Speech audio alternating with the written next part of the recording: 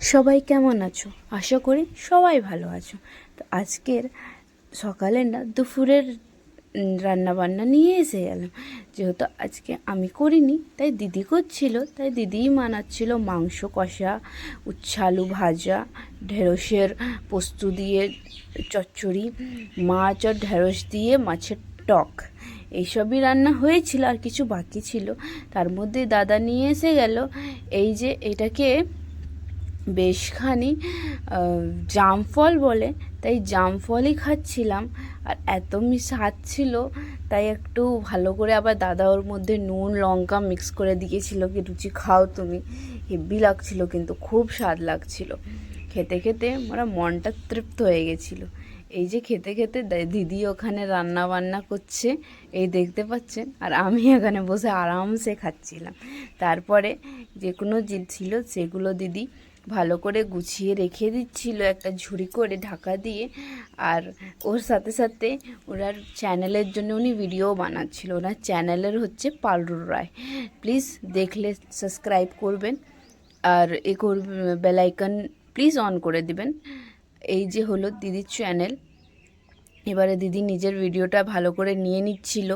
নেওয়ার পরেই আমরা চলে গেলাম রান্না বান্নাতে। এই যে সবার খাওয়া দাওয়া প্রায় শুরু হয়ে গেছিলো, সবার থালা গুছানো হয়ে টুয়ে খাওয়া দাওয়া কমপ্লিট করে আমি একটু বিকাল দিকে প্রায় 5:30 হবে তখন এসেছিলাম একটু ছাদে।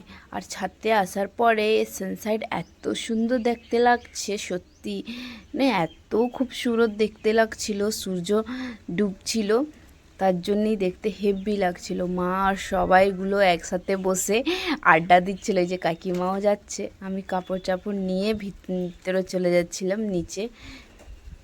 নিচে গিয়ে কিছু করব, তাই একটু ফ্রেশ ওয়াশ দিয়ে ফেস ওয়াশ করে নিলাম, ভালো করে ধুয়ে নিলাম। যেহেতু ঘুমাইনি তখনও, কালকে আর একটু ভালো লাগছিল না, তাই ভাবলাম একটু ফেস ওয়াশটা করে নিই।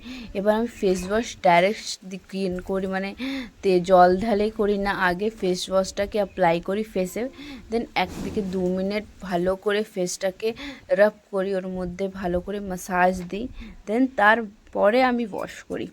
তো এটার থেকে না একটু বেশি বেনিফিট দেখা যায়, বেশি আর স্কিনে দেখা যায়। আর আমার স্কিনে সব কিছু শ্যুট করে না, শুধু আমি হিমালয়া নিম ফেস ওয়াশই ইউজ করি। অন্য কিছু ফেস ওয়াশ ইউজ করলেই স্কিনটা পুরোপুরি ড্রাই হয়ে যাবে, স্কিনে প্যাচেস এসে যায়, তার জন্যেই আর আমি কিছু ইউজ করি না। এই যে ফেস ওয়াশ ইউজ করে রেডি হয়ে এসে গেলাম। এবারে সন্ধ্যার পালা, যেহেতু জেঠু জেঠিমা এসেছে, ওরা র চা খায়, লাল দুধ চা খায় না, তাই ওদের জন্য র চা করেছি, আর আমাদের জন্যে দুধ চা করে টোরে রুটি বানাতে লাগলাম। আই হোপ সবাইকে ভালো লেগেছে, আশা করি। বাই সবাই।